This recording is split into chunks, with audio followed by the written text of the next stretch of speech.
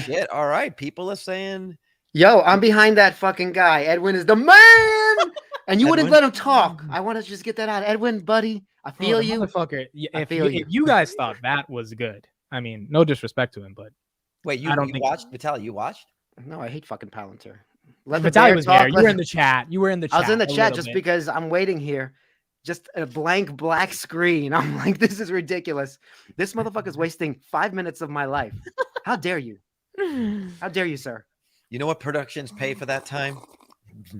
It is. Man, look, I mean, look, so let me address some of the stuff. People were saying it got a little emotional. You did. You got too emotional. Yeah, you did but not treat no. him with respect. Yeah, no, I did treat him. I treated him with a lot of respect. The problem was, so in a debate, you get to be disrespectful if the other motherfucker is an idiot. And for the first 10 minutes, Chris, let me talk my shit before you get into it, Chris. Yeah. You get to be disrespectful in a debate. Let me talk. Let me get 5 minutes because let me just get my shit off and then you guys talk. Okay, so I was an international public speaking. Dude, don't mute him. Okay? Don't mute us like we're fucking babies. Okay, just don't interrupt then. Don't interrupt. Yeah, just okay, don't do that. That's fucking insulting. It's not insulting. You guys interrupted last one. I interrupted. Insulting. Okay, just don't interrupt. As an international public speaking champion, I was number 7th in the United States of America. You get to be disrespectful in a debate. And I know this because I was very disrespectful in a lot of debates after you earn the respect. And for the first 10 minutes, there was no disrespect until the guy did not know basic things. And when I mean basic things, I mean, it's like me saying Tesla's bullshit. And then Carlos is like, what's FSD? And I'm like, what's that? Right. So I asked and you guys might not know these terms either because you don't care that much, but what's meta constellation? What's ontology? What's granular access controls? What's Gotham? That's like FSD for a dojo for, Tesla has these different things. What's Gotham? They don't know what Gotham is, right? When you don't know those things and the audience realizes you don't know those things and you say that the company is misleading investors, it's an AI imposter, which means we have to define imposter because apparently the dude didn't know what imposter meant. He meant, oh, it's exaggerated. I'm like, no, so they're lying. Are they lying or not? And then ultimately he concluded, yeah, they're lying to investors. That is a claim of fraud. Yeah. That's a claim of fraud. Let's take that very fucking seriously. People have a lot of money in this company, okay? That is a claim of fraud. That's like saying Tesla's not real in their margins or Tesla FSD is never going to become a thing. Elon said it's going to become a thing. I'm listening to the CEO say what it is. I'm looking at the data. Either it's bullshit and I'm investing my money because of FSD, which is the reason people should be investing in Tesla, to be honest, or it's garbage. So either I'm investing in Palantir because I believe they're an AI play, or they're not. And when the majority of the first 20 minutes goes, I don't know the most basic elements of AI. My sources, trust me, bro, I talk to my friends. That's when you got to get a little bit like, all right, bro, like, what are we doing? What are we doing here? Right. And so that was my core point. And I think we got that across. Now, in the back half of the debate, we talked about a consulting firm. I agree with Sachin in this in the comments. If anyone saw his comments, this guy had no idea what he was talking about. You can claim, I mean, even to the point where, and I know, Chris, you're going to disagree, but I totally disagree with you on this. He compares Palantir to Booz Allen Hamilton. You guys all know what Booz Allen Hamilton is, right? KPMG, Deloitte. He says Booz Allen Hamilton is implementing AI infrastructure for governments. So they're a similar defense. No, he didn't. He said that? He said that, bro. Holy shit. Mind blown. So when he says that, I'm like, all right, let me know how you do that. He starts reading, Booz Allen Hamilton is partnering with Credo AI. I'm like, wait a second. And then he talks for 5 minutes until I can finally say, bro, read that sentence again.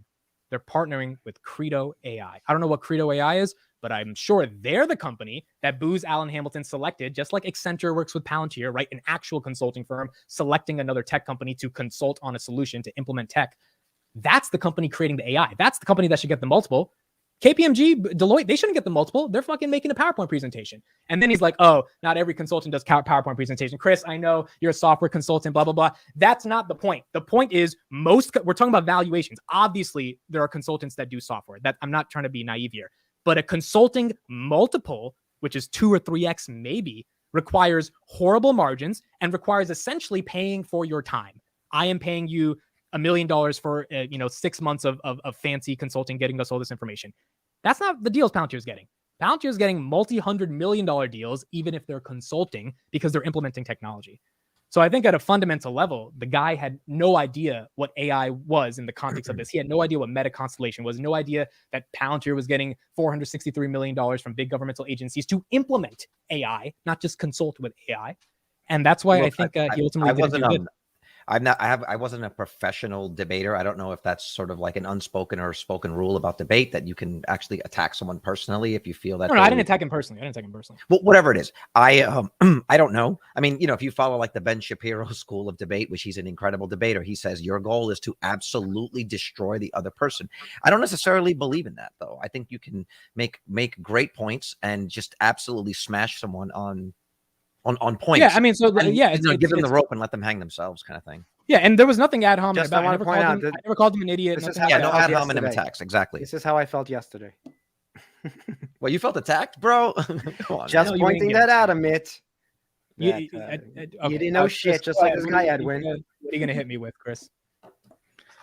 No, I mean, there were some inconsistencies in some of the stuff that you brought up. I mean, like your whole thing with gross margins, you clearly don't understand what gross margins are. Okay, I definitely And- made a mistake on that. But I meant to say adjusted gross margins. That was the problem. I meant to say adjusted. Yeah, because but adjusted is the one word that clarifies that, right? That's 80% versus regular. the minute you said that they're generating this much money, it's going directly to their bottom line. That was like, that's flaw number one, because that means No, that but you I don't meant that in understand- adjusted. But Chris, you know that I know when Pouncer gets $500 million in a contract, that's not 80% profit.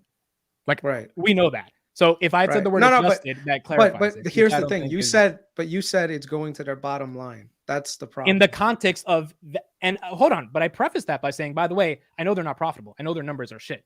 I said theoretically, if they sell this much, that is what a software company margin should be. It should be 80%. That's why Vitaly invested in SoFi. Galileo should give you 80% margins. That was my point.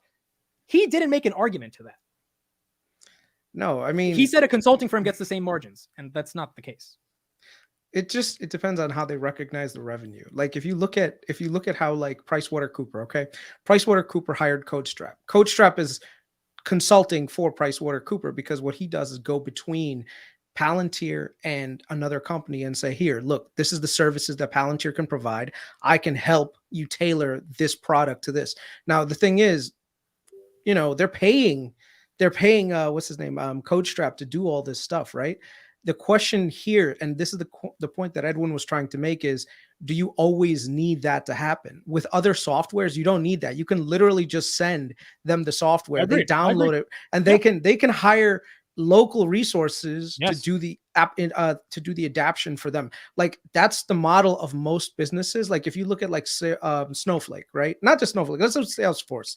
Salesforce provides you the software. There are Salesforce certified professionals out there that can help you implement stuff, and they help you implement it. And Salesforce gets a licensing fee, gross fee, and that is a true software company. The question here is, number one, this is where you could have destroyed him and said, look, right now it's a closed system because Palantir does not like providing software to companies because they don't want them to implement it in the wrong way. But in the future, they're working on scaling that up as they learn from their partner companies. I don't think that destroys him. Hold on. You could, no, just listen. At this point, they could have said, look, yes, they might have sent 4 deployed engineers to BP, but any other oil and natural gas company that are facing the same problems, they won't need as many resources going to them. So yes, right now the margins may not look appetizing, but in the future, for any oil and natural gas company looking to do the similar things that BP is doing, they'll be able to have it right out of the box. Right there, you could have destroyed his argument saying today's investments in learning how to implement software means in the future you can actually make your software more scalable. And he could not have responded to that. At that point, he's like, but see, I guess this is why I don't like the argument, because his response would be like, well, that's hypothetical. We'll see if that happens in the future. That's why I didn't, right, but that's where he loses his argument, because that means that even he doesn't know what's going to happen in the future. And that is, believe it or not, that's actually the business model that Palantir is pursuing. That is what they're trying to do. That's fair. They are trying to get into as many industries as possible. If you go to their website, right, they have Foundry for X, Foundry for Y, Foundry for this. That means that the original pilot projects that take place in a company get translated very well to more companies that are having the similar challenges in the same industry or that. And if anything, they can reduce down the number of forward deployed engineers. Maybe when they first implemented something at Tyson Foods, they needed 5 implementation consultants. Eventually, they can get to a point where they only need 1.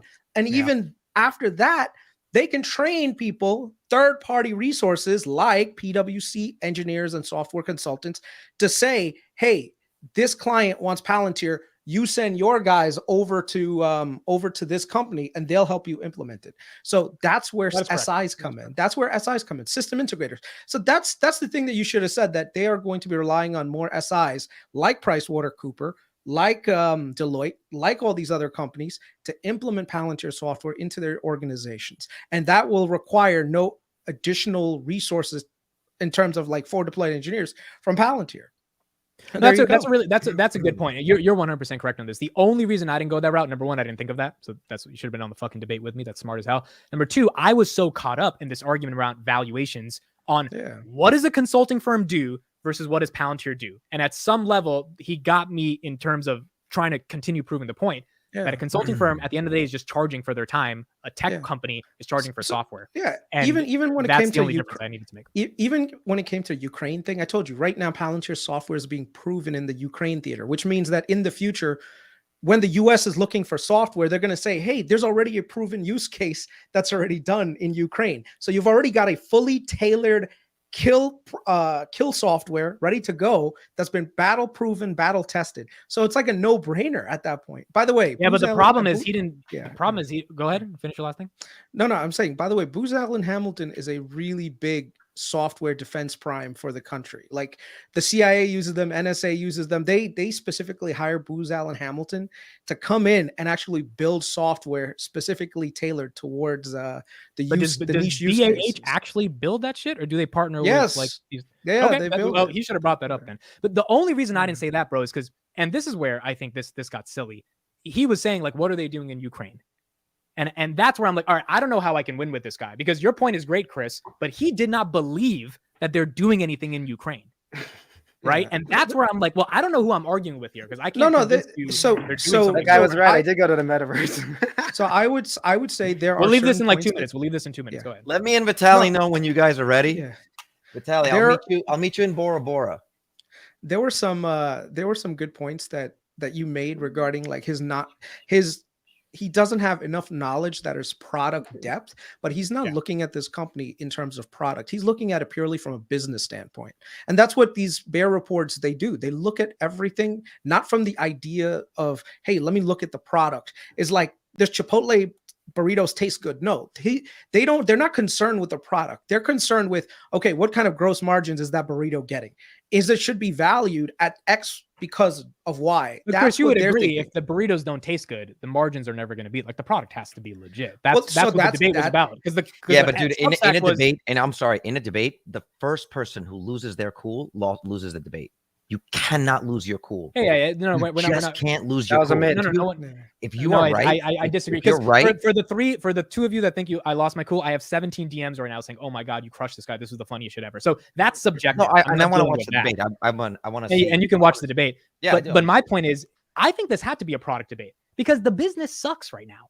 All of us know the business sucks right now. The margins suck, the growth sucks. So then why are you paying? Then why are you paying this high? That's his entire argument. No. His entire argument was that right there. Come on, Amit. His entire argument was, why are you overpaying? Because Tesla's business also sucked when they were overvalued, but the product meant something. And I agree with you. And that is the bull case. If I win the product debate, I think I win the debate. That's my point. But guys, I just want to point out, this is what happens when you invest too much money and something has to win for you. Okay, Vitaly, can we actually, we're just recapping the thing. Let's go ahead, Chris. Go ahead.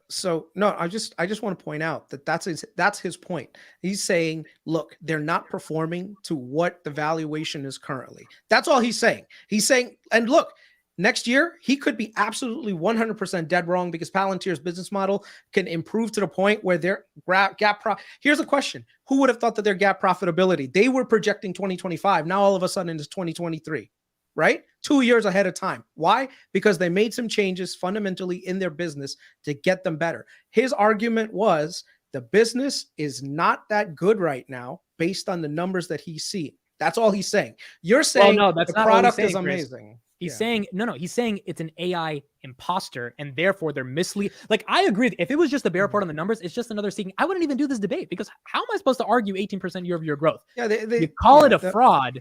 Now we have a discussion, because now I have an argument I can go at. The imposter title was very clickbaity. I'll admit to that. Like, I don't like the term. I don't like the term imposter. Like that does sound a lot more serious than what he was trying to do. He could have said that Palantir is I don't know, man. He should have just used a thesaurus and like downgraded. No, but right? it's not a thesaurus or a synonym. You got to choose your words. Misrepresenting, right? Or exaggerating. But no, exaggerates in AI the claims, call, he said they're misleading, and like that's a serious. We can't just let that slide. We're talking about real money here. You can't say a company's misleading an investor by saying FSD is going to happen and then it's 2050. Like, yeah, you were misled if there's no FSD by then. That's bullshit. Well, that's the same argument that everyone makes with Elon, right? Yeah. Which is no, but we have enough Farzad videos on YouTube to know that FSD is real. It's not perfect, but it's coming, right? So we have enough Cisco presentations, JD presentations, Panasonic presentations to be like, all right, we don't know exactly what it is, but we're getting a hell of a good demo. Here's the other side of it. Here's the other side of it. Like the guy can claim whatever he wants, but unless he knows why unless he can tell or point to specific people that bought Palantir because Karp said we're this AI company and this is, you can't claim fraud. Like you could argue that institutions are loading up on it now just because they want to get a cheaper price. If it does get into the S&P, they can drop it if it goes back to, they can put a 10% stop loss on it and get rid of it. Yeah. But they just want to leverage just in case it goes up. Like there's a million reasons why people buy it. Plus, and look at what's the spread between institution and retail investors now. And they never protect the retail investors. They only protect institutions. Yeah. Look at GameStop. Amit, there was also a CNBC clip that you should have played for him because one of the things they actually spoke about was, hey, if you're looking to make inroads into AI plays, you should invest in NVIDIA, Microsoft, and Palantir. You saw that. But Chris, he's going to be like, that's some bullshit CNBC analyst. That's not a good argument. No, but I agree with you. Go after them, right? Then go after those guys. No, yeah, exactly. You could have just reverse Uno'd his ass and been like, look, what you're hearing from your people who have a vested interest in their AI business is completely different from what I'm hearing. And I'm looking at here on CNBC, analyst X, Y, and Z, who's got years of track record behind. Why wouldn't he just say the analyst is bullshit? Why wouldn't he just say that? Like, I don't know where the argument. No, but here's the thing. But he would have to fight an analyst. He would have to match his credentials against someone who's like a fucking investment banker. Got you. You know, because at that point, he's like, here's another thing. There are huge hedge funds that are investing in Palantir. You could have pointed them out too, because they said, look, you are not spending money on research. Clearly, you've already said you don't spend money on the research. You don't pay for research. These other hedge funds, dude, they pay hundreds of thousands, if not millions of dollars before they make investment decisions. Okay. So you could have just said right there, like, hey, why don't you go after one of these? It's a good argument. It's a good argument. It's just when you're in it, you can easily see the response. His response is like, they're being misled too. Because that's, if I was his, I'd be like, so their research is fucking shit. Look at Kathy Wood's research team. They're bullshit. They bought Zoom. Everyone's research, it can be shit, right? But your point about the network effect of doing work for BP and then it gets modularized over time, I think that's perfect. That's a phenomenal argument. Yeah, that's on their website. If you look at it, they have literally use cases. That's how they sell you the product now. 10 years ago, their use case was, we will come into your company and we will build a product for you. Now they're, hey, we already built a product for X. Why don't you use it to build Y? That's all. All right. And that's why they're doing. One second. We're moving on. And that's exactly the point that AIP was there for, because they brought on existing clients so that they can show other people. So as an example, the perfect example, in my opinion, was the one where they brought in the healthcare system, because the same problems that Cleveland Clinic has are the same problems I have, the same problem hundreds of other hospitals have, including the NHS. So if they got it right for Cleveland Clinic and for the Florida health system, that means that they can go to like 90 other hospital systems in the country and sell their products. And now they already know what the problems are, and they could, I said, upsell the product. By the way, they have a weekly podcast on this fucking company, just FYI. Yeah. And even Palantir Research says, I want to hear Vitaly and Carlos at this point. Okay. Guys, that when me and Vitaly argue, it's more entertaining. Let me make a point. No, Palantir Research asks for us.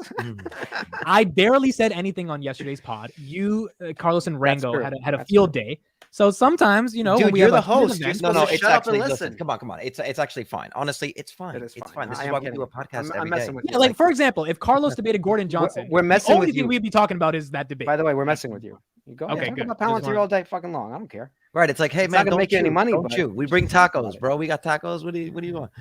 You should have told me to bring a drink. At least I would have started drinking already. Right. Yeah, I should have told you, because we had to recap it. I know me and Chris just went through it and we watched it, so we were going to recap it. All right. What do we got? Coinbase. What do you want to talk about? What are we doing tonight? I How would do we to talk follow that about up? Coin, but no, Coinbase is something that's interesting to talk about. And I'm not Yes. even going to debate the crypto stuff here. I'm going to let you guys go at it. Well, please. actually, that is something I'd ask you. What do you think, as an outside observer who's not Yeah. invested in crypto? What do you think? And I actually did a play today on Coinbase, but I'll talk about it in a second. What do you think about what happened? And maybe explain what happened first if you read about it, and then we can go into it. Yeah, the SEC sued them because, to my understanding, they believe that the assets on Coinbase are unregistered securities, certain protocol securities, basically like a lot of these Web3 companies that use tokens Well, to fund. Just to Go give ahead. examples, Cardano, which is something Cardano. I was Solana. invested in. I think Carlos still is. Solana. Yeah. So they have all these crypto assets that are basically they're tokens that pay you other tokens because you're Yes. staking them. So that's the problem. The problem is that you're allowed to stake these tokens, and Gensler is calling this a security. But the thing is, he's never called it a security before. Okay, it's been. I think out it's there- bullshit, by the way. I think the lawsuit is bullshit. That's Well, my isn't opinion. this wait, just so we like lay the groundwork here. Isn't this this is what's what happened with XRP? Is it a security? It's the or is same it- thing It's continuing. right. They're continuing this, and it killed XRP, dude. And you it's know? very simple. If Gensler said, even when XRP started to, I guess, do well in 21, this was happening. Wow, switching us. Okay, in 2021, when XRP lawsuit began with Gary Gensler and the SEC, he could have just said, "Look, guys, you cannot have X, Y, and Z securities on your platform. If the coin does this thing, throws off other tokens, or you stake it, or was created by a company or group of individuals, like Cardano was, by the way, was created by a company. Okay, so if that happens, then it's a security. That's it. He would have said that, but there was nothing. He just sued XRP. That's it. Coinbase doesn't know what to do. They have to continue on their business, right? So then they continue on their business, and then like 3 years later, you're like, hello. Like, where were you? You knew for 3 years what was going on. You know what I'm saying? Yeah, I think I mean, we'll get to Chris what you think about it, but I thought this lawsuit coming, I think there's something deeper going on. I think the government's conspiring against crypto. Like this, they cleared the S1 in 2021. Like Coinbase was good to go when they went public. Or late. It's not the public thing that he's picking on. It's a security thing I think he's picking on. But they knew Coinbase would do this. They knew they would offer these types of assets on their exchange. So I'm confused why now all of a sudden. Well, if you're looking to make this kind of attack, then you let them run that business for a long time. So you build a nice long case, and then hit them. When That's a good point. So, Chris, what do you wouldn't think you? about this? Yeah. No, it's just Coinbase has a lot of what's the word, like nefarious tokens and all that stuff on there. That's the no, big you chief. can't call it nefarious. No, I mean, Cardano's okay, not fine. nefarious. Okay, no. All right, so if it was limited to Bitcoin and Cardano and maybe Solana and some of the more legitimate ones, I would agree with you. Why aren't they going after Robinhood? Because Robinhood isn't putting on unregistered securities onto their thing. Like Coinbase has a ton of shit coins on there, right? Which opens them up to legal liability. So the SEC is just saying, listen, if you want to have like some legitimate stuff, yeah, sure, but I personally have to really look a lot deeper into the lawsuit. My thing is, I'm more concerned with the Binance thing. I think Binance fraudulently using crypto. I mean, and here's the thing. We all know crypto is used for nefarious. I mean, US dollars, cash is used for like nefarious. Is this Warren uses. Buffett right here? Is this Warren Buffett talking? No, but at the same time, when it comes Bro, to Binance had Hamas buying guns on them. Did you see that article that came out today? they were using So Chris is not wrong here. Where crypto. Well, what about the cartels that were using Wachovia? That's what I'm saying. Right. And that's such a ridiculous argument. No, hold on. Before you guys go, banks do the same shit. Exactly. So but here's the difference, Carlos. The banks, they can play this whole thing with, oh, we didn't know that this was happening.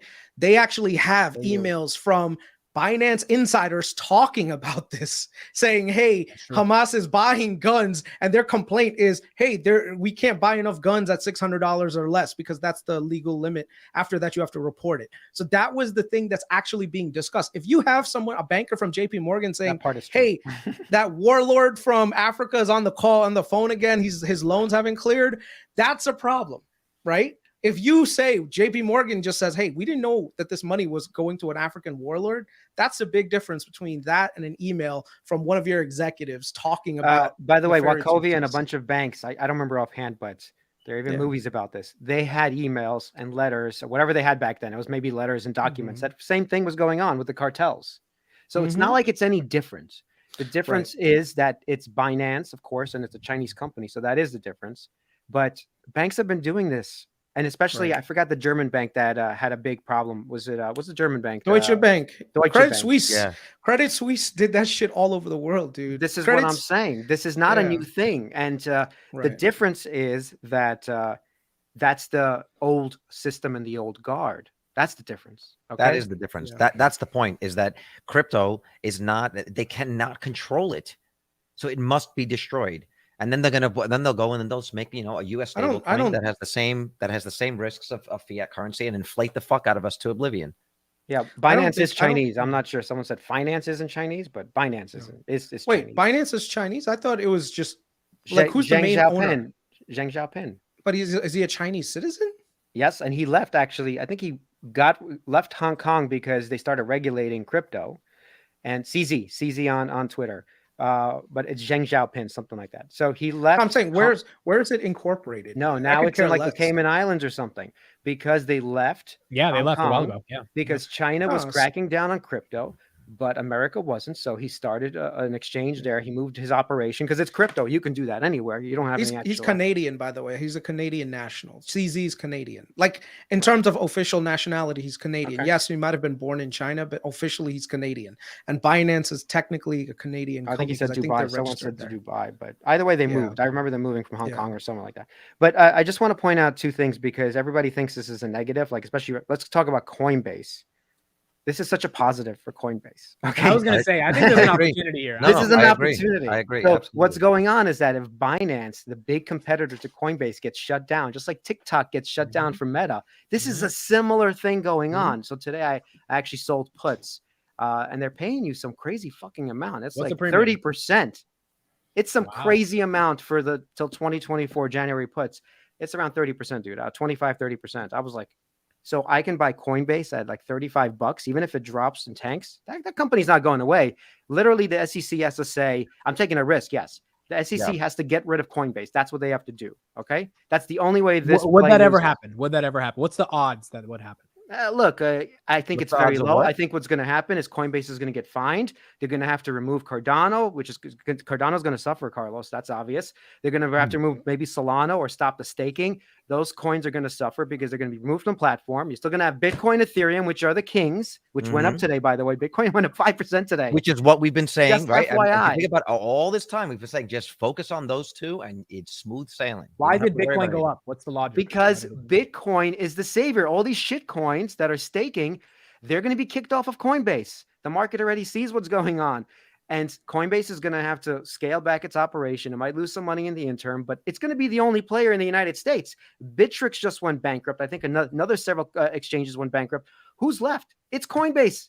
They're and also take it. all of those shit coins get their value against Ethereum. They're like their value is calculated based on Ethereum or Bitcoin's value. So why not just buy those two and let all the other stuff just melt away? Guess who bought some Coinbase? I did.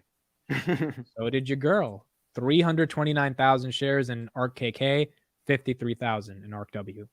Yeah, she's actually buying the shares. I'm actually just selling puts because I think at $35, what they're paying you right now, it's crazy amounts, like $15 for $50 stock.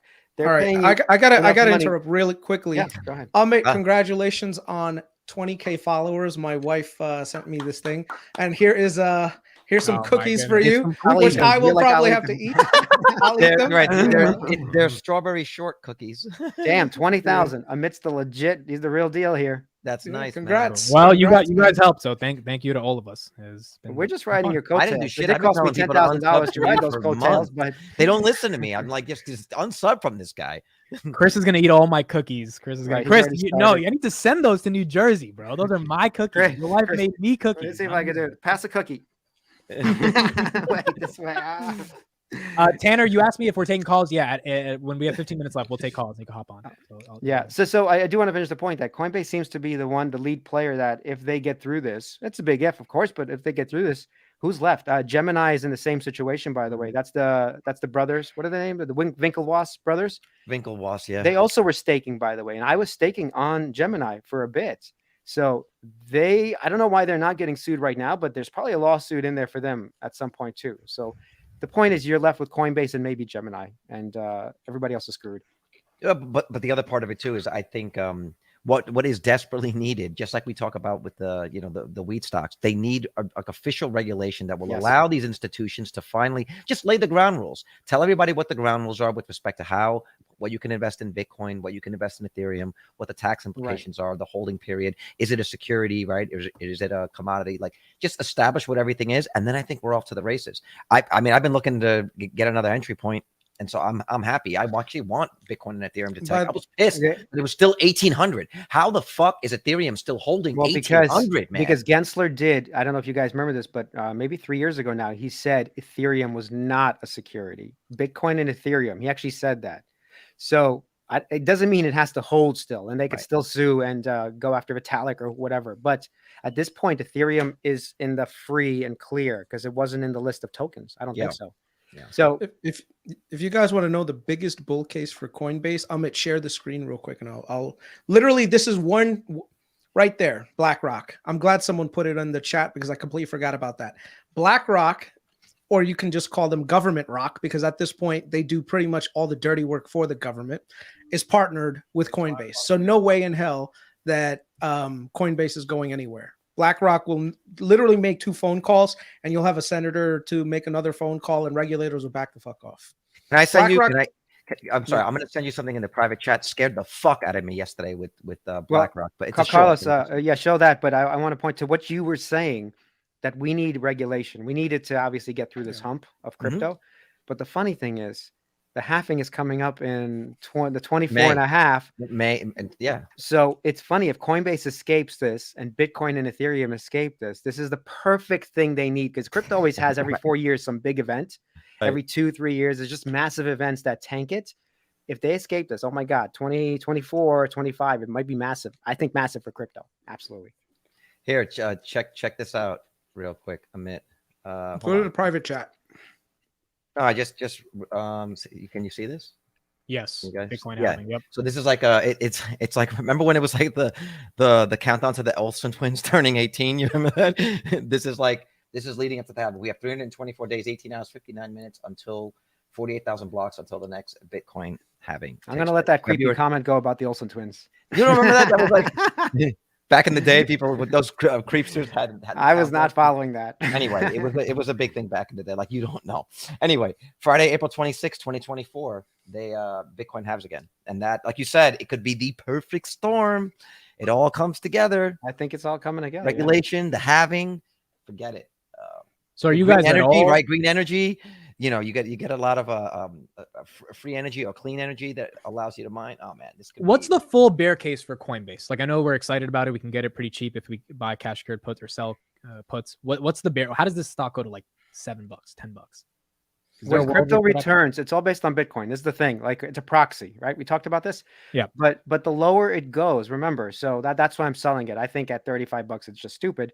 But imagine it even goes lower. Imagine it's $10. And if it continues and this plays out for a year and a half before Bitcoin runs. What happens when Bitcoin runs? Coinbase runs. Yeah.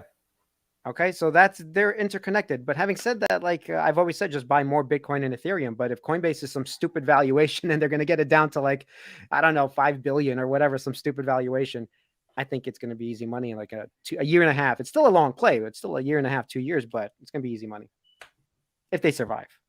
Play that short real quick. It popped up on my feed yesterday.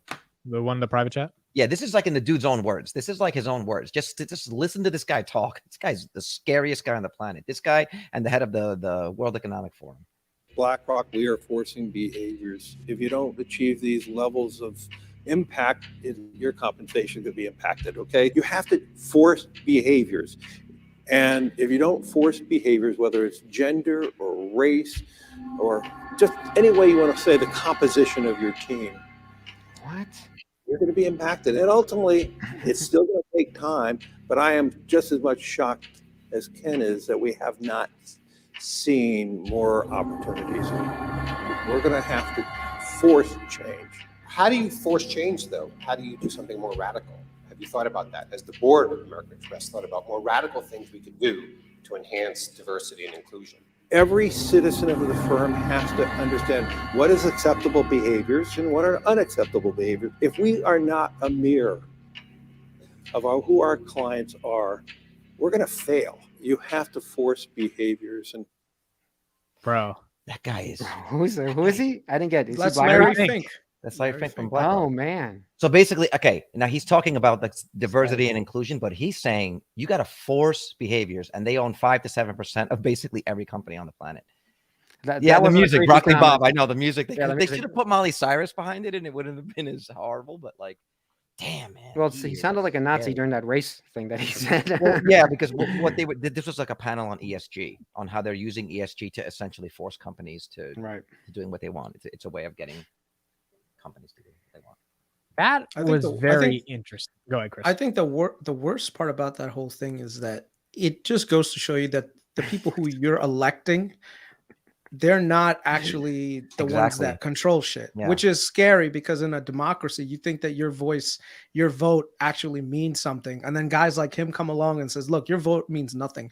We can Yeah. push society the way that we want to, in the direction that we want to, based on nothing but using your own money against you. Like, the way that BlackRock makes its money is that they take all this money from institutions that, like my pension fund, like I have a pension fund.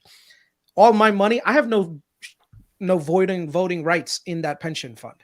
That pension fund invests with BlackRock. BlackRock then elects people to be on the board of certain companies and says, look, CEO, you have these goals that you need to have. You need to have this many people. You need to have a Pride Month. You need to have this display. You need to do this. Mhm. And they basically normalize a lot of the stuff that's going on. I'm not saying the stuff that they're normalizing is bad. I think some of it is good, the Mhm. progress that's being made. But then I don't like the fact that this is not society that's driving the change. It's a unilateral person deciding the change for us, who's not elected, who's not even has No term has limits. no term limits. Like, it's crazy. But also the valuations in the chat, ESG. That's what ESG was created for. It was a public way of basically shaming companies. When Tesla got like the lowest possible score on ESG, that's when you know that it's bullshit, right? How did Tesla get the lowest score? Total on ESG? bullshit. Yep. How did Tesla- they determine that? Well, they determined it because it was like they Was it disproportionately diversity of like the board or something? no, they he- disproportionately weighed the social aspect of it. They focused on certain issues or lawsuits within the company claiming, say, The racial discrimination stuff. discrimination or bullying, and completely ignored what they're doing on the Yeah, environment. Exxon has better ESG Exxon, score right? than Exxon got what? higher ESG score than Than Tesla, Tesla. that Tesla. year. And you're gonna really say to yourself, now understand this, like. We know what's really happening, but most people will just look at the ESG score because you know what it's like. It's a very easy way for, say, public and retail investors to, it's like a credit score, right? It doesn't tell the whole story, but it's a number that you can put on a company, and you can just say they're good or bad, thumbs up, thumbs down. You know, I think what's worse is that these unelected officials and everything else, they can push into some seriously bad decisions. I think the reason why they do this, though, is a lot more nefarious in that I don't think Larry Fink gives a shit about ESG or diversity or anything. What he's doing is providing cover for the companies out there so that you can make legislative changes where it enriches the few and the elite. Like right now, if you look at BlackRock right now is liquidating all the treasuries and everything from Silicon Valley Bank. Like, they've been given that task, right? When the federal government needed to buy bonds in the open market during COVID, they actually tasked BlackRock to go out and buy corporate bonds on their behalf. The Treasury did that. Just imagine the level of control that BlackRock has. Now, let's just tailor that back into Coinbase. If BlackRock is a partner, Coinbase ain't going nowhere. So I think your puts are relatively safe, and congratulations on making 30%. Who? Are you talking to me? Yeah. Those puts are going to expire worthless. I think they'll expire worthless. Even if it went down, I've always said Coinbase under $50 is just, we're sort of like buying some of it. It got to 35 at one point, I think, like 8 months ago. Oh, I actually did not see it. So I wasn't tracking it for a long time. Even though me and Carlos were in when it first IPO'd, we made a mistake of buying into it, but I sold out early enough where I got out and did not see the absolute carnage that happened to Coinbase. So I didn't even know it hit $35. But now, absolutely, I'm interested. But the way I'm interested is if I sell these puts, I get paid, and either I get into the play or I don't. It's one of the things that happened. But I think if they're at $35 or so, it's just a stupid price. I might have to do the same. I mean, I'm upside down on the coin position, but I'm not They'll going to pay sell you- it. Pay I'm a not gonna lot of sell money it. for it to take that Yeah, risk that's what I'm right saying. now. No, and that was a good that's a good strategy. I might just do the same because I'd like to increase the share count only because I know that it's not going to sit at these prices forever.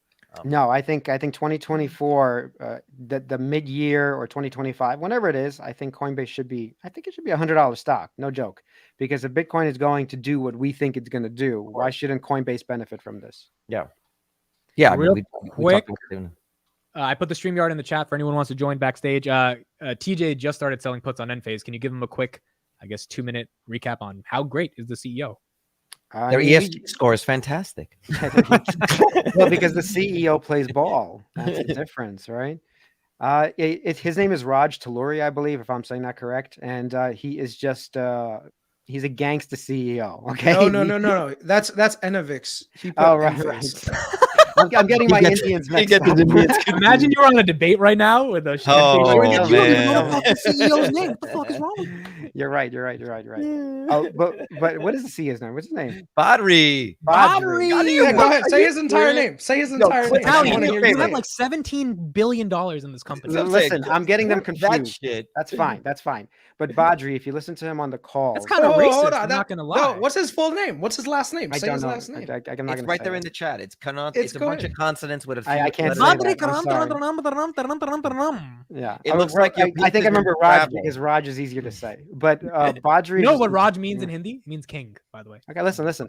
Badri is just a killer CEO in terms of like when he gets on a call, he'll explain everything, the numbers, the details, what's going on exactly, what's happening. He has that TJ Rogers type of talk where it's just honest. He tells you what's happening on the ground, what we're making, what we're gonna make. So if you like the opposite of Palantir, you will love Badri speaking on a conference call because it's just so simple to understand how successful that they are because of a person like this. Okay, cool. All right, we've got one person backstage.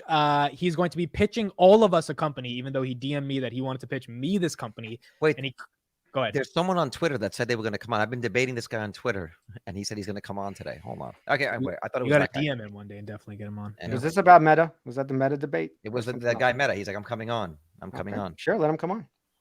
Okay, Anyway. Tanner, what's up? It was me. I was the guy arguing for Meta. I'm here. Oh, wait, you were the guy? You were the guy? No, No, you're kidding. obviously not. Oh, No. Oh, because I was like, that's So not. you get 2 birds, 1 stone right now. That's awesome. Guys, good to see you. How's it going? I thought Tanner, I want to to give a shout out to you. You went live on Sunday and you had like 400 fucking people. The first time you did a real solo live by yourself. So shout out to you. That's absolutely awesome. Well, Those are some I know OnlyFans Tevis joined numbers, at the end, dude. but no one's joining for Tevis's looks, is what I'm trying to say. You know what I mean? Like, you know what this? I'm I just actually kidding. feel Good like time. Tanner. You know what? Tanner's the kind of guy that would be the lead singer of like a freaking metalcore band right now. Oh, of course. You got to see his guns. He wears these tight ass No, shirts. straight up. or Straight up. the super tight shirts, and I don't work out. That's how I get these guns. All right. You cut the shirt and just. Well, no, this is a funny comment. ET FaceTime. His name is Sundar Pichai. Listen, Oh my God. I'm not gonna lie. The names are confusing sometimes. You have how much money in this company and you don't know the name? I have enough. Believe me. Okay. Anyway, All right, sorry, Tanner. Tanner. What are you pitching us on? I'm here to pitch you a company that you have been pitched before. I'm gonna take a different angle. Is this SoFi again? Nope. Oh God. Okay. I've not just come back It's weekly to pitch Upstart. SoFi. I know he's Oh going to talk my about God. Upstart. Oh, here we go. Here we go. I'm here to talk no. about Upstart. You got to pitch Chris more than me. I mean, Chris. No, Chris dude. is- It Tanner, honestly, do you want to make money in the market? yeah. And so this is a company I'm not in currently. Okay. Because of the most recent run up. But this is one of those companies that I really do want to argue back and forth on this company because I want to make sure that you guys understand what this company does. This is not a lender. This is not a bank that they don't try to hold loans or have to deal in risk. Okay. This is a platform that sells loans to banks. And it's really, really exciting. Okay. Right now, this company is getting killed. Can I share my screen a minute? No. Yeah, share it. Don't let them do it. One thing is true. Okay. So I'm not like, I don't know who on this panel, Chris. I mean, you were doing this a little bit for SoFi, but if If management is pitching me numbers, I have to believe the numbers. This is a better loan than FICO's can offer. Okay. Carlos, he's never heard of FUV. Anyone can have a nice deck. I used to Anyone make can them. I have a used to good do deck. them, but no, but let them. No, I mean, it's true, but I would say that most times they're true rather than fraudulent. I would have to assume that. 53% fewer defaults at the same approval rate. So what they're doing, essentially, they have three different business models. One, they either go out and get clients themselves under the Upstart brand, create the loan, offer it to a client at a at a different sort of credit model than what they were originally using that is supposedly better. You can see Upstart's numbers here across their sections versus FICO on heading down the column. They are a better loan. Okay. One of the exciting things is that before you go there, just to be clear, what they do is like they're an analysis company, right? They analyze the risk of a potential borrower, and what you're saying is their conclusions yield 4 times fewer defaults based on their evaluations against, say, the FICO score is essentially what the business model is. Yeah. Instead of it being around like 6 different weighted data points that FICO looks at, it's more like a billion different data points, where they're taking in constant new data and the algorithm is getting smarter every quarter. Right. For example, this quarter, I think they made I won't find it here, but it's something like 23 different upgrades to the algorithm. Okay, but that's essentially what it is in a nutshell. The and Tanner, you don't think these multi-billion-dollar banks have similar algorithms that let them pick and choose clients? Same thing with SoFi. Yeah, they do. But for example, you brought up SoFi. SoFi uses Upstart, so they are a client. It's also a reason why I'm getting more interested. So SoFi, even though they have a very smart algorithm, still relies on the backs of companies that do this, like Pagaya and Upstart.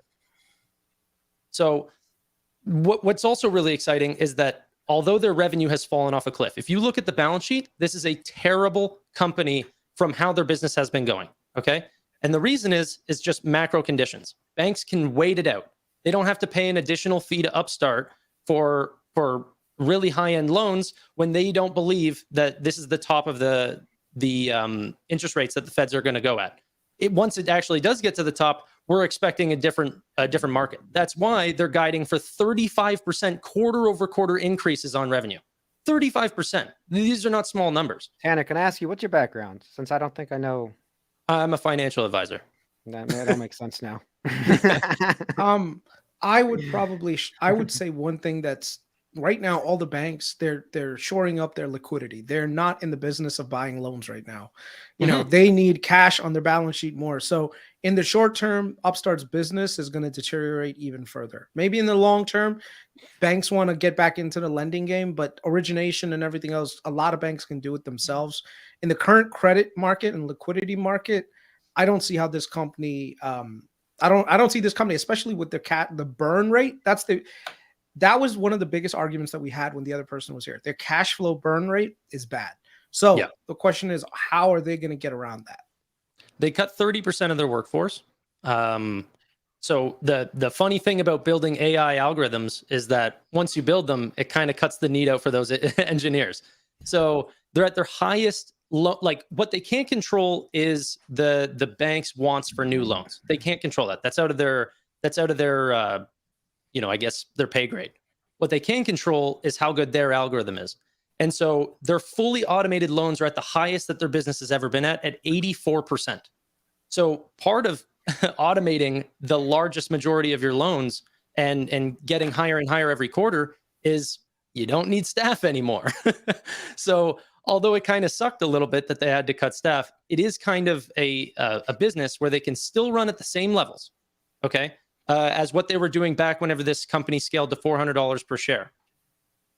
They can still run at those same levels, but they don't need as high of an amount of loans originated in order to break profitability.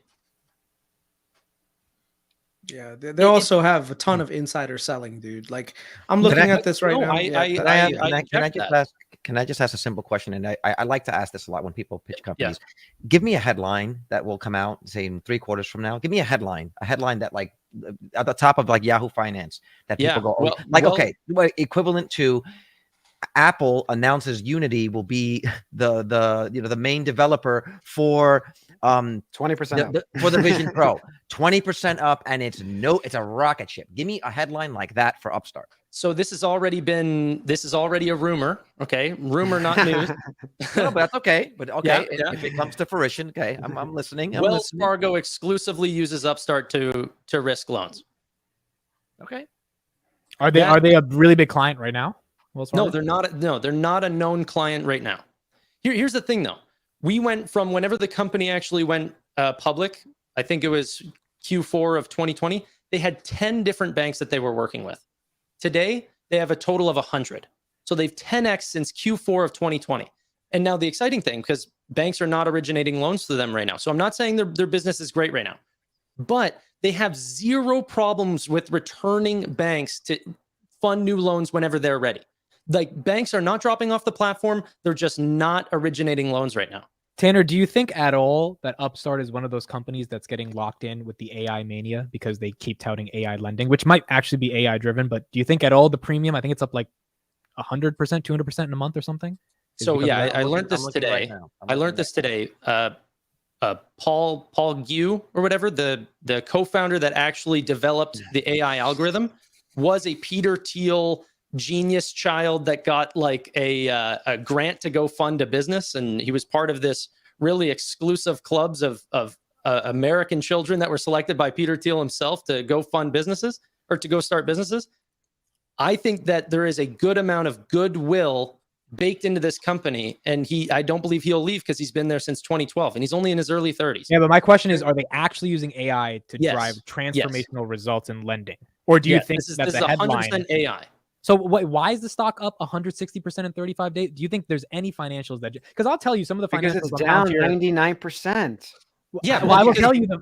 Okay, yeah. Because it's that Palantir chart. It's down. No, I will say that let's fucking go. Let's fucking go. I will. No, the only reason I bring up Palantir is because I don't think they deserve to be up 150% in a month, but investors really think they have an AI moat. So I guess my question to you is, do you really think there's an AI moat to Upstart to warrant the premium? Upstart, unlike SoFi or any other companies that I look at, are restricted by a couple things whenever they're growing their loans. So they need a bunch of deposits in order to fund their loans, or else they have to go externally. And even if they do have all this fund, like SoFi even goes past their deposits and then they start getting into warehouse facilities, they still can only grow their loan book by like 20 billion at max. Okay. So they are completely capped. Upstart, there's zero cap because it's not their loans. They're doing this for banks. That's the question. If everything that you think is going to happen happens, what's the upside? Well, for example, if maybe we can bring up the chart, the stock can highs again. Do we hit? Well, what's the current market cap? I don't even know that. So what is the current market cap is $2.5 billion. I put this in the chat. Current market cap is $2.5 billion. Okay. What's an equivalent? What's an equivalent? Wait, real quick. It is up 160% in 35 days, and prior to that, it is down 97% in 562 days. Previous all-time high was $409, which would put it at, what is that? Almost a $25 billion market cap. The funny thing is, it wasn't all that expensive whenever it was $400. Like the company, bring up Lamb Lock. I like his analysis. The company really did run up. What? You bring up Lamb Lock's comments. It's just funny. Oh, sorry, I was in the private chat. Lamb Lock. Carlos won't buy unless it is a good headline, but Ty thinks it's just a bank, even though Chris needs some good numbers to show it. And I'll only buy if Chris buys. Chris is like the bouncer to your bank. He's like, yo. I just want to point out. Hold on, real quick. Let me say this. You know what happened yesterday? Chris was like, I'm thinking about ARM. I'm thinking about SoftBank. I'm like, Chris, you're getting me a little hard for SoftBank. If you're really thinking about SoftBank, really, because they're not a bank, by the way. SoftBank. I know they're not a bank. I know. Chris, I got my oils out.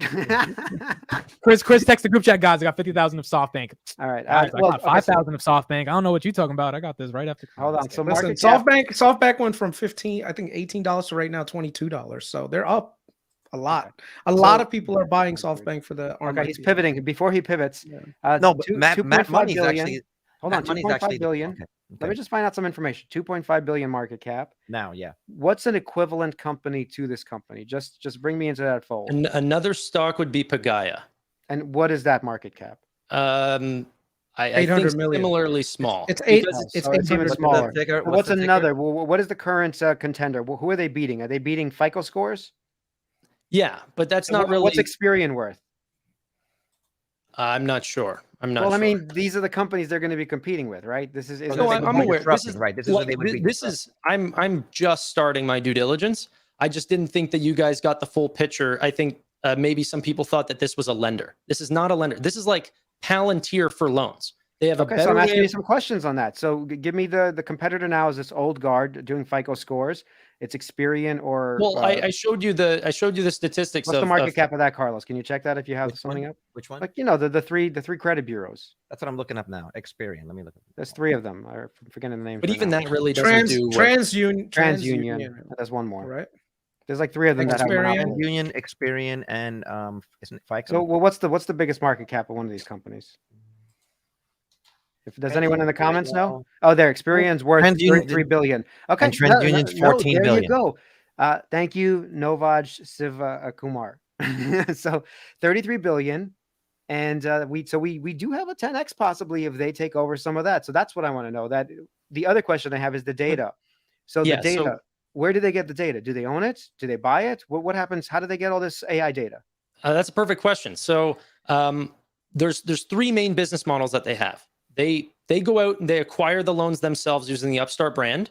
They sell their AI algorithm as a white labeled platform to other banks. So then they don't even need to be the household brand. Like, for example, Wells Fargo has their own clients. They can just use the software. Do they get to keep Wells Fargo data, or is that sectioned off because that's private consumer data? Yeah, And they're not allowed to incorporate. But that. his point is whether they keep the data or not. Once the Yeah, system is but trained wait. on that, it doesn't matter to keep the data. They don't need the data. No, just they need constant data to update their models. As well, No, they they do, do, and and keep they- getting the data, but whether or not they keep it, it doesn't matter. The machine's been trained.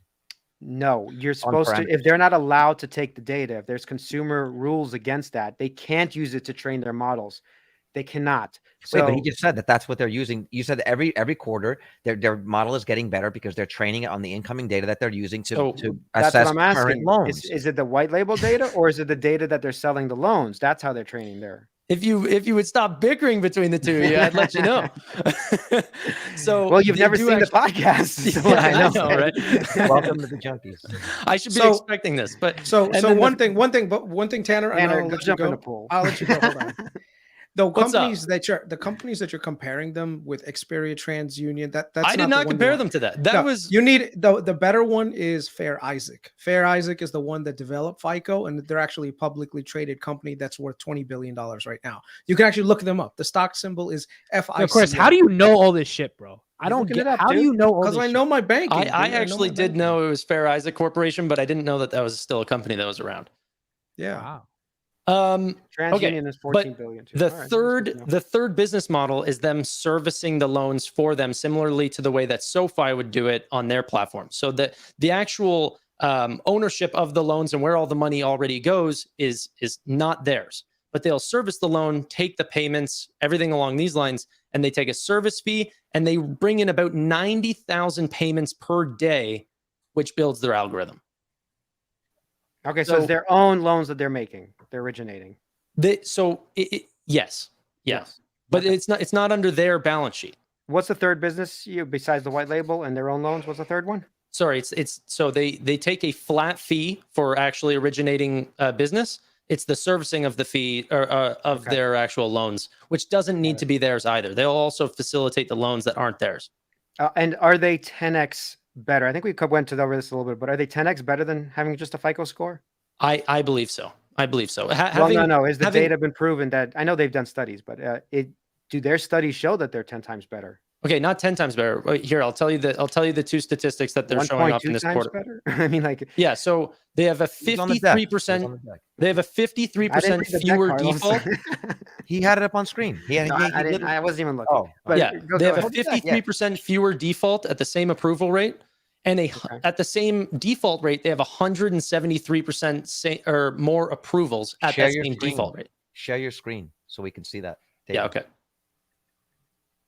Bear with me. I mean, he's making a good case once he gets to the important stuff, which is basically, are they actually better? What's the market cap of the people they're competing with? If you led with that, I think you'd have a better argument instead of Well, I telling me did about- lead with that. You didn't lead. was literally No, his no. Yeah, he did. He did. He Okay, kinda maybe I stopped listening right away. It's possible. It was literally Once the you say first end perfect. phase, Vitaly's like, huh? What's You going should on? have been like, Enphase is using them. Bro, if you said You- end you- phase you was know what getting this loans is, from though? Upstart, Vitaly would buy them. Oh, Can, okay. can I plead my case here? 1.7 that- look, 70% better is a lot. That's still something.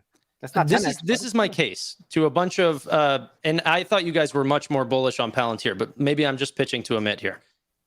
yeah. No, Palantir, what Palantir did for a lot of organizations, showing off, they have the data. We'll show you guys how to actually read it. I'm a big believer that Upstart could be, I'm not an investor yet, could be banks have all this capital. Let's show you how to deploy it because they don't actually know how to deploy it. This is a technology platform. They have what's seemingly infinite scalability because from quarter to quarter, they have a single quarter here during the pandemic. This is what made them blow up in the stock. They nearly 4x'd their revenue. I was about to say they're more than 3x, but it was like 275% plus growth in their revenue because it's not their customers, it's just their platform, and the tech scales infinitely. It's very interesting. That's all I'm saying. And I don't think that it was given enough justice last time. it was given plenty. All right. So No, you don't see any of his bull my- case? You don't see any of the bull case there from Tanner? actually, Or you if follow? I guess with the questions I led with, I'm seeing more of a bull case in terms of if it keeps dropping, then I'd be more interested. But right now, it's For- still. I think piggybacking on that, yes, as a trade. But my next question would Yeah. be, why would I invest in this company when there are other companies at an equivalent or similar market cap that I feel are just so much cleaner, say a cleaner business model, right? Like me personally, like I see the value in investing in certain companies in the banking sector for the value play, say for the dividend. But to try to find a 10xer in the middle of the banking Well, Tanner's sector, saying this is a Thi- growth company. Yeah, this I know is but not that- this is and not a bank. That's my thing with it. That's what I think my issue with it is. If I'm going to put $10,000 into this, now I got to watch and dig up news on Upstart, and I It don't sounds have that boring. fucking I'm time. not. I'm not pitching it to you guys to add to your portfolio.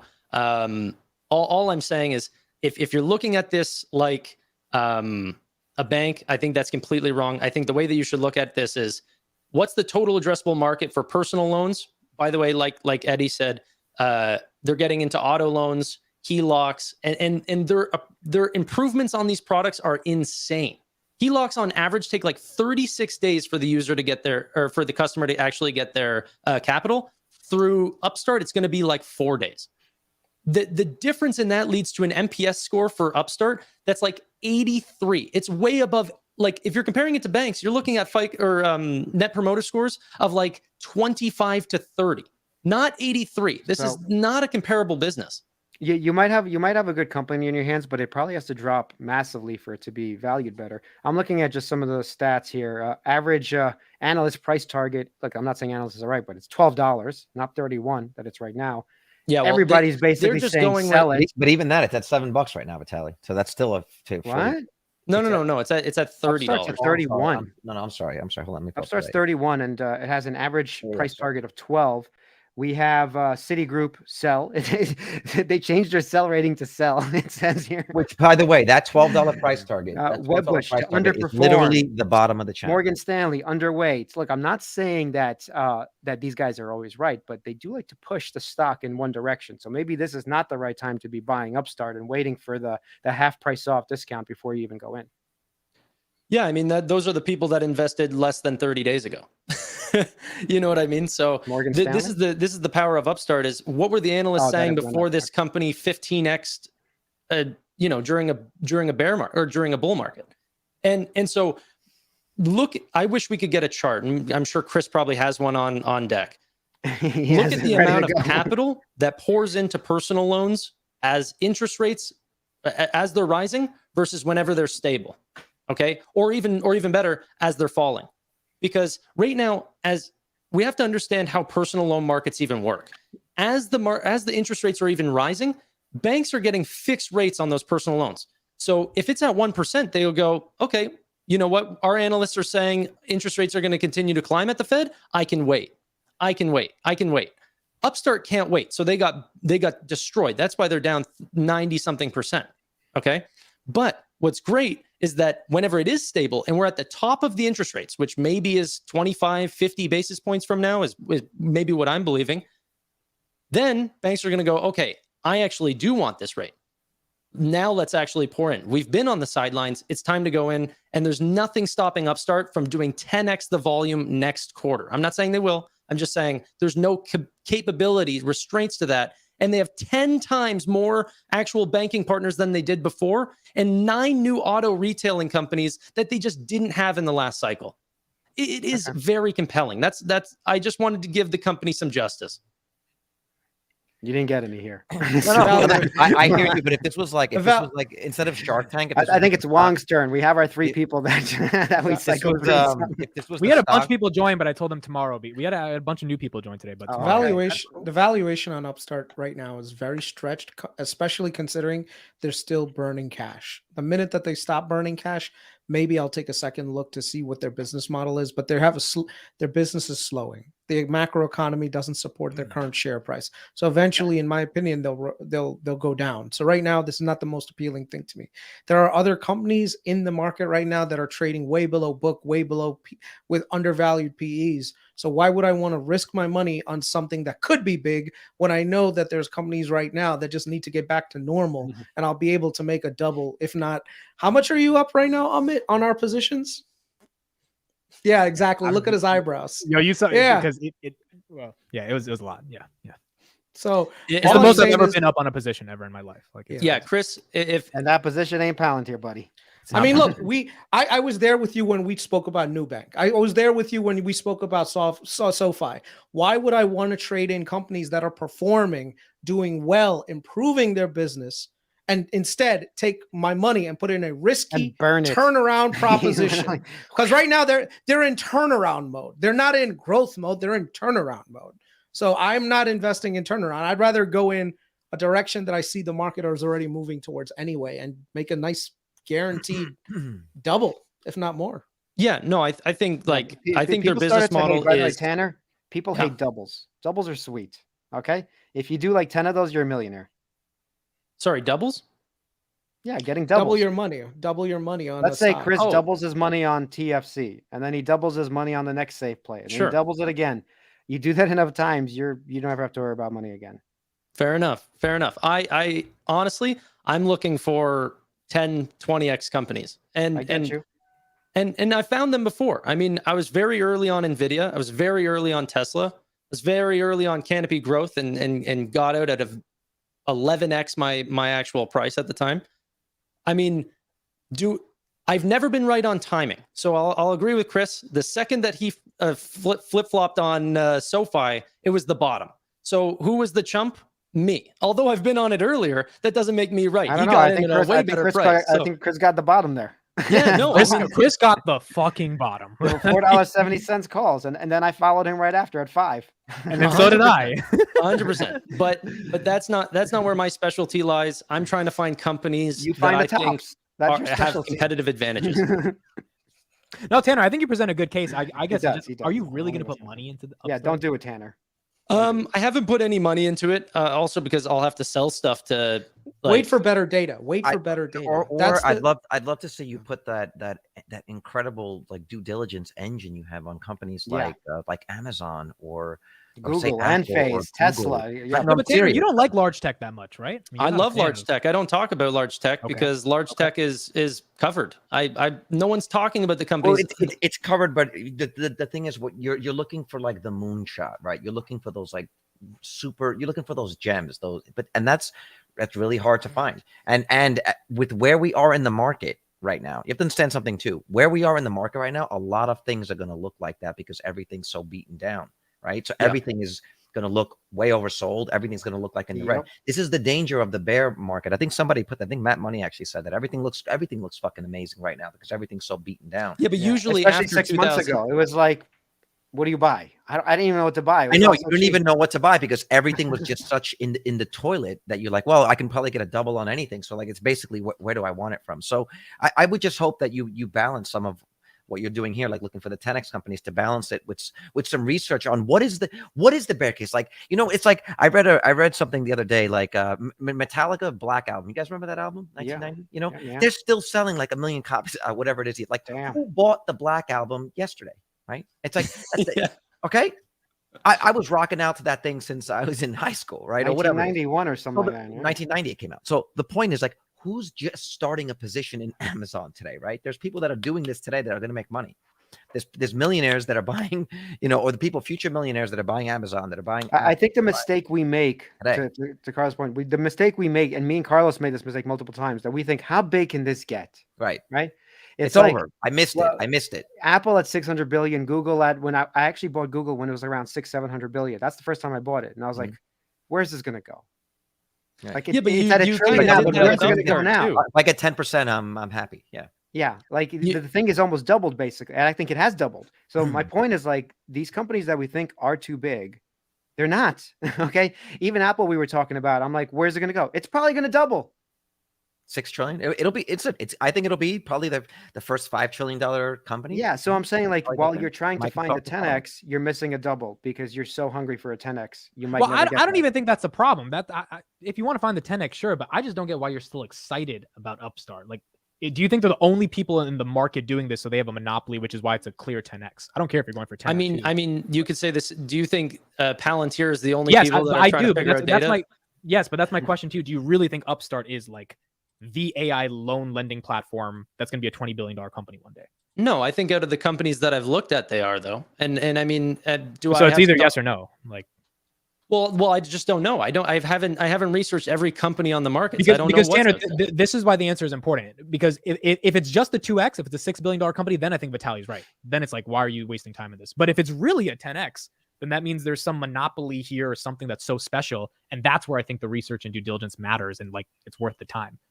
Look, I think they've already shown that they're able to absolutely 10x their revenue in around 2 years during a bull market.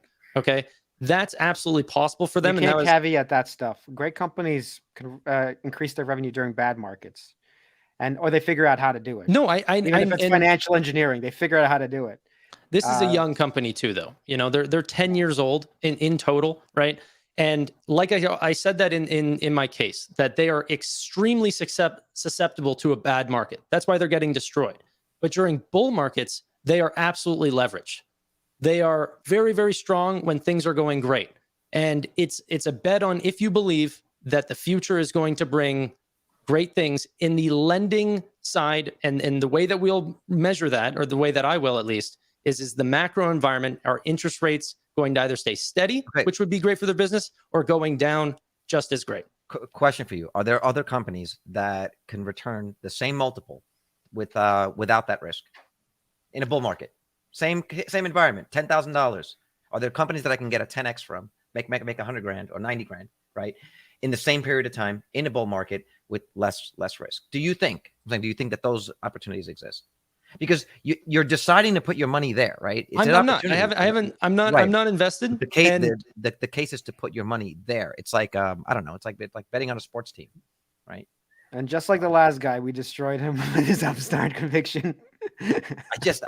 For me, No, Tanner's not. Yeah, Tanner I was has gonna a say, case. do you guys not- think you're it's not- destroying it's me not- right now? Because I'm not No, feeling no, that. of course I don't not. think Tanner. I think Tanner. I'm not feeling that. Guys, the thing that people should do when they're analyzing companies is Yo, smash that like button, everybody. also learn how to wait. Like, wait for better data. There's no harm in waiting for a little bit of better data so that you can make a real defined thesis. One of the things that I did with SoFi, I really looked into them, and the numbers didn't necessarily make sense until the last couple of quarters when they started to really change the direction. Their CEO actually said, like, look, this is our target. This is where we are. And that's where I knew, okay, this is the time where things are actually starting to turn around. With Upstart, I would do the same exact thing, which is let the business get back into growth mode. Sure, you may not nail the exact 100% bottom, but who gives a shit if you think that this is a 5x company? I'm willing to pay a 5% premium for missing the bottom as long as I know the company's actually doing right and performing. That's the big difference. But here's what I would say though, is that a 5% premium is great. Whenever they announced earnings, the stock went up 56% or something overnight. I think a lot of their recent write-up has been more along the lines of AI. Anything to do with AI has gone parabolic. So I would just say, even Lemonade. Look at Lemonade. Lemonade is also gone parabolic. Why? Because any company affiliated with it was low. Any company that's has AI behind it right now is getting a value premium. So all I'm saying is right now, let the numbers reflect that thesis, and then you can invest in it. See? Yeah, no, I mean, and your track record would prove to be correct. I just also think waiting is, and this is going to sound really FOMO-y, and I try not to do that at all, but waiting's easier in a bear market. If the environment changes, you're not quite rewarded for waiting nearly as much as you are in a bear market. If we're leaving a bear market, and we won't know till it's over. And the NASDAQ already year to date is showing us that either this is a really good rally, or this is over because we might be at the top of the interest rates. No, I think this rally has been led by the generals. Okay, the big tech, big companies are leading this rally. Okay, that's why we're saying most of the smaller NVIDIA tech, is leading this rally. like medium tech. I mean, not just tech, sorry, but medium-sized company. The regular S&P 500 is not like that gangbusters going up right now. Yeah, so right. just saying, remove the 5 big main ones from the S&P from that, and then look at what the market's actually doing. Yeah. Now, what's interesting is they will eventually catch up to this, right? Because as the business and economic situation improves for the US, we have better rates coming down the pipeline. If inflation is really licked, that means that all of these other S&P 500 companies, the small and medium caps, the Russell 2000 will start to actually do better. And you're going to see big tech actually underperform the Russell 2000. So what I mean by that is not the big tech won't be going up. It's just they won't have the same returns as a company that has a PE right now of like 8, but it's a small cap. You know what I mean? So right now I would be on the lookout for high quality small and medium cap companies that have track records of outperforming in whatever market that's out there, and they've just been caught up in the macro, and they'll be able to outperform and they'll do very well. Most of my research right now is not big companies. Like, I'm not looking at companies that are 20 billion plus right now. I'm looking at companies in the sweet spot between 2 billion and 20 billion in market cap. But do you not think that you kind of named Upstart that there, like already. A company that's used to outperforming that got caught up in the macro? That sounds like Upstart. Say that again. So I feel like you kind of named Upstart, like saying that you're looking. Unfortunately, there's a huge difference in that Upstart's business is deteriorating faster than ever before. Like, if you look at their revenues, they've gone like literally parabolic the wrong way. When I'm looking at companies, I'm looking at companies that are either going slightly higher or flat, but their stock prices have cratered. Right. That's what I'm looking at.